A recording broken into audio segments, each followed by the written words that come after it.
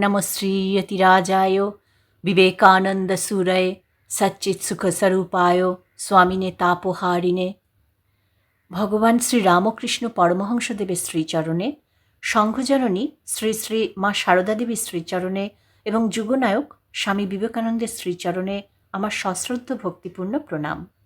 নমস্কার। শ্রদ্ধেয় স্বামী অচ্যুতানন্দজি মহারাজের লেখা দ্বাদশ জ্যোতির্লিঙ্গ বইটি থেকে আজ পাঠ করে শোনাব। আজকের পর্ব 15।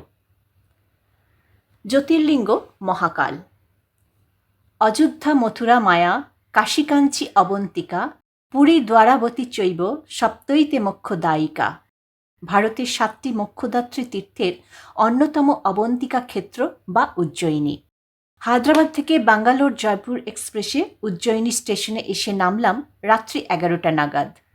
সেখান থেকে শ্রীরামকৃষ্ণের নামাঙ্কিত এক প্রাইভেট আশ্রমের অধ্যক্ষ স্বামী ভাস্করানন্দজির সঙ্গে তার আশ্রমে এসে পৌঁছালাম। রাত তখন 12টা। এই অবন্তিকা ভারতের অন্যতম বিখ্যাত তীর্থস্থান। পুরাণের পাতায় কত তার কথা। ইতিহাস, কাব্য, সাহিত্য কত জায়গায় ছড়িয়ে আছে অবন্তিকা উজ্জয়িনীর উজ্জ্বল চিত্র। আমার আবাল্য স্বপ্নলালিত সেই মহাকাল তীর্থ উজ্জয়িনীতে আমি অবশেষে জীবন সায়ান্নে আসতে পেরেছি। কথা হয়েছে আগামীকাল সকালেই মহাকালকে দর্শন করতে যাওয়া হবে এবং তারপর উজ্জয়িনীর অন্য সব তীর্থ দর্শন হবে। উজ্জয়িনীর কত নাম: অবন্তিকা, অমরাবতী, কুশস্থলী, ভোগবতী, হিরণ্যবতী, কনকশৃঙ্গা, কুমদবতী, বিশালা, অবন্তী ইত্যাদি। উজ্জয়িনী নাম হওয়ার কারণ, পৌরাণিক মতে ত্রিপুরাসুর দৈত্যকে বধ করার জন্য স্বয়ং মহাদেব এখানকার মহাকাল অরণ্যে রক্তদন্তিকা চণ্ডীদেবীর আরাধনা করে পাশুপত অস্ত্র লাভ করেন, আর সেই মহাপাশুপত অস্ত্রেই ত্রিপুরাসুরকে তিনি বধ করেন। প্রবল শত্রুকে উজ্জিত অর্থাৎ পরাজিত করার জন্য এই স্থানের নাম হয় উজ্জয়িনী। আর এই স্থানের নাম অবন্তিকা হওয়ার কারণ, এই পবিত্র নগরী দেবতা, তীর্থ, ঔষধি, বীজ ও প্রাণীদের অবন অর্থাৎ রক্ষা করেন। সম্রাট বিক্রমাদিত্যের নবরত্ন সভার অন্যতম বিখ্যাত জ্যোতির্বিদ বরাহমিহির এই স্থানকে নাভিতীর্থ বলেছেন। কালের হিসাব, সময়ের হিসাব অনুযায়ী এই স্থানকে মধ্যবিন্দু ধরা হয়। এই স্থানটিকে ধরিত্রীপুত্র মঙ্গল গ্রহের জন্মস্থানও বলা হয়। কালের হিসাব হয় বলেই এখানকার অধিপতি মহাকাল। আদি ব্রহ্মপুরাণে এই তীর্থকে পৃথিবীর সর্বোত্তম নগরী বলা হয়েছে, আর এখানকার পবিত্র সলিলা শিপ্রা বা ক্ষিপ্রা নদীর প্রশংসা করা হয়েছে বারবার। প্রাচীনকালে এখানে রাজা ইন্দ্রদুম্ন রাজত্ব করেছেন। অগ্নিপুরাণে বলা হয়েছে এই মহাকালপুরী ভুক্তি মুক্তিদাত্রী। গরুড় পুরাণে একে পৃথিবীর 7টি মোক্ষক্ষেত্রের মধ্যে শ্রেষ্ঠ বলা হয়েছে। শিবপুরাণ ও লিঙ্গপুরাণে মহাকালকে মর্তলোকের স্বামী বলা হয়েছে। আকাশে তারকং লিঙ্গং পাতালে হাটকেশ্বরম মৃত্যুর্লোকে মহাকালং লিঙ্গরূপ নমস্তুতে।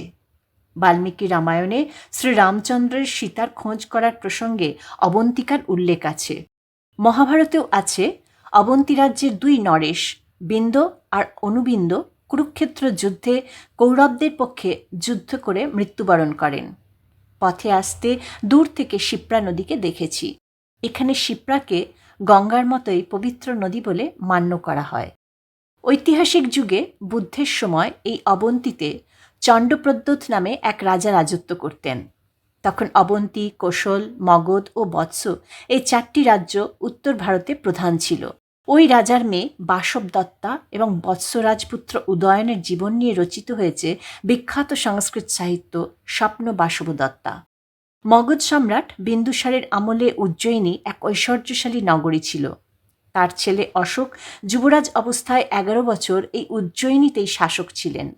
এখানেই তার পুত্র মহেন্দ্র ও কন্যা সংঘমিত্রার জন্ম হয়।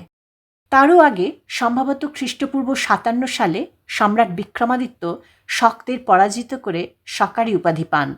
তিনিও এই উজ্জয়িনীর মহাপরাক্রান্ত নরপতি ছিলেন। তার আমলে এখানকার সাহিত্য, সংস্কৃতি, রাজনীতি ও নানাবিধ ক্ষেত্রে অভ্যুদয় হয়েছিল। সেই সময় তার সভায় বিখ্যাত নবরত্নের সমাবেশ হয়েছিল।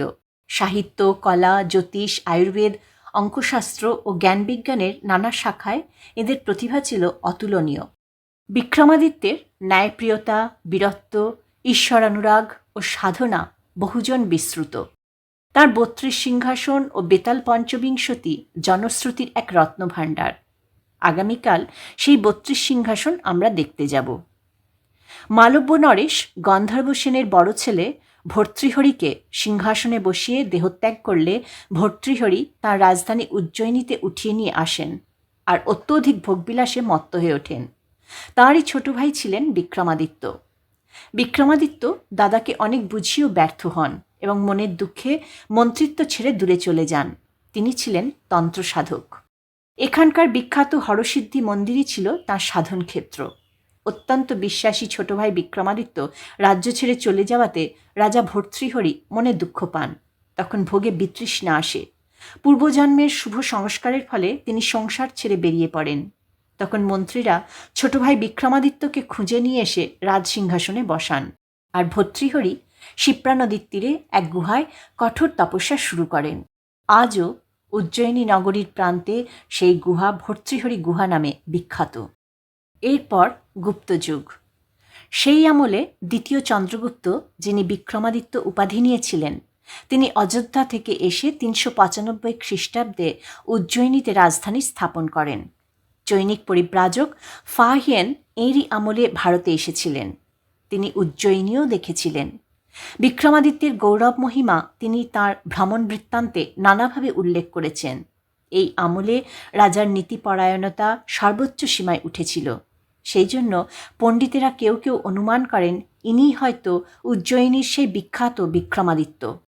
প্রভাকর বর্ধনের ছোট ছেলে হর্ষবর্ধন এখানে ৬০৬ খ্রিস্টাব্দ থেকে ৬৪৭ খ্রিস্টাব্দ পর্যন্ত রাজত্ব করেন। এর আমলে আরেকজন চৈনিক অভিযাত্রী এসেছিলেন ভারতে, তিনি হিউয়েনসাং। তাঁর বিবরণীতে দেখা যায় সেই সময় অবন্তীর ক্ষেত্রফল ছিল ১২০০ বর্গমাইল, আর তার মধ্যে উজ্জয়িনী শহর ছিল ৬ বর্গমাইল। তখন এখানে ১০টি বৌদ্ধবিহারে প্রায় ৩০০ জন বৌদ্ধ ভিক্ষু বাস করতেন। অন্য হিন্দু সম্প্রদায়ের মঠও ছিল 10টি, যেখানে অনেক বেশি সাধু বাস করতেন। এই নগরীর মানুষ অত্যন্ত ভদ্র ও মৃদুভাষী ছিলেন। ব্যবসায় তাঁরা ছিলেন খুব দক্ষ। বিদ্যা, বুদ্ধি, অর্থ সব দিক দিয়ে এটি ছিল ভারতবর্ষের অন্যতম প্রধান কেন্দ্র। হর্ষবর্ধনের ত্যাগ ও শাসন কুশলতার কথাও তিনি বলে গেছেন। এরপরে এই রাজ্যের অধিকার নিয়ে প্রতিহার ও রাষ্ট্রকূট বংশের সংঘর্ষের পরে পারমার বংশ এখানে আধিপত্য করে। তাদের শেষ সময় দেবপালের আমলে ১২৩৫ খ্রিস্টাব্দে সর্বপ্রথম দিল্লির শাসনকর্তা দাসবংশীয় শামসুদ্দিন ইলতুৎমিশ উজ্জয়িনীতে প্রথম আক্রমণ ও লুঠতরাজ চালায়। এখান থেকে তিনি বহু ধনরত্ন, বিক্রমাদিত্যের সোনার মূর্তি এবং মহাকাল মন্দিরের ধনসম্পত্তি লুণ্ঠন করে নিয়ে যান। পারমার বংশের শেষ রাজা শিলাদিত্য মান্ডুর সুলতানের সঙ্গে যুদ্ধে হেরে গিয়ে বন্দী হন। সেই সঙ্গে উজ্জয়িনীও মুসলমানদের হস্তগত হয়। শুরু হয় উজ্জয়িনীর দুর্দশার কাল। তবে আকবরের আমলে এর কিছু পরিবর্তন হয়। তিনিই প্রথম উজ্জয়িনী নগর রক্ষার জন্য এর চারধারে বিশাল প্রাচীর তুলে দেন, আর তাতে 4টি দরজা করে দেন। এর মধ্যে কালিয়াদহ এবং সতী দরজা এখনও আছে। সতী দরজার মাথায় একটি পুরনো লিপি আজও দেখা যায়। মোগল সাম্রাজ্যের শেষ দিকে উজ্জয়িনীতে মারাঠাদের আক্রমণ শুরু হয়।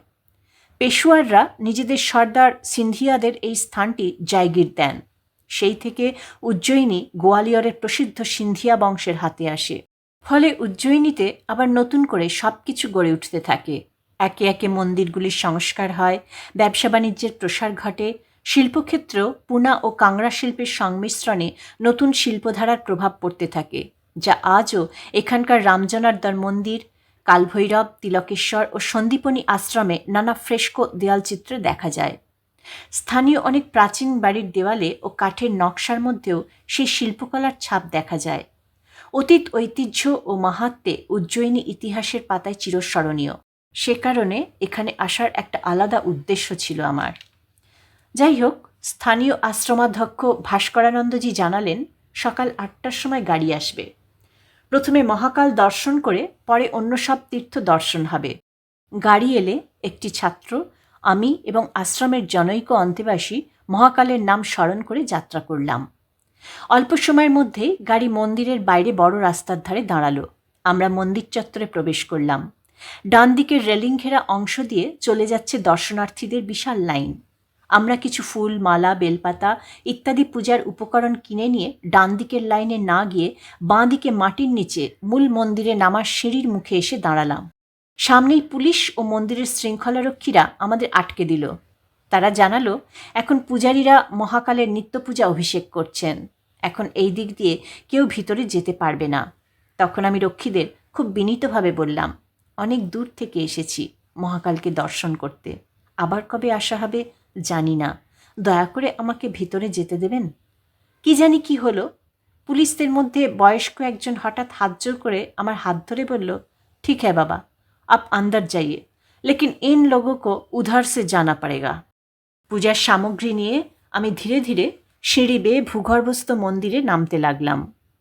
কিছুটা সিঁড়ি ভাঙার পর খানিকটা চাতাল, তারপরে আরও সিঁড়ি ভেঙে একেবারে নিচে নামলাম। বেশ পরিষ্কার পরিচ্ছন্ন, শ্বেতপাথরের সিঁড়ি, চারিদিক শ্বেতপাথর বাঁধানো। একেবারে দূর থেকেই মহাকাল দর্শন হলো। দক্ষিণমুখী বড় দরজা, তার সামনে ছোট নন্দী মূর্তি উত্তরমুখে, চারিদিকে বৈদ্যুতিক বাতির আলো। দরজার একপাশ দিয়ে বাইরে সেই দর্শনার্থীরা হাত জোর করে দর্শন করেই চলে যাচ্ছে। দরজার সামনে দাঁড়ানো বা পূজা দেওয়া এখন নিষেধ। দরজার দুপাশে পুলিশ।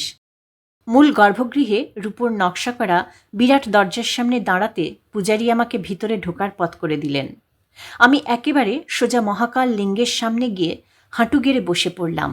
তখন গর্ভমন্দিরে বাইরের কোনো লোক নেই, শুধু 11 জন ব্রাহ্মণ খালি গায়ে কোমরে উত্তরীয় বেঁধে চারিদিক ঘিরে সমস্বরে রুদ্রী পাঠ করছেন, আর মূল পূজারী লিঙ্গের বাঁ দিকে একটা উঁচু আসনে বসে ঘটিতে করে দুধ দিয়ে মহাকালকে স্নান করাচ্ছেন।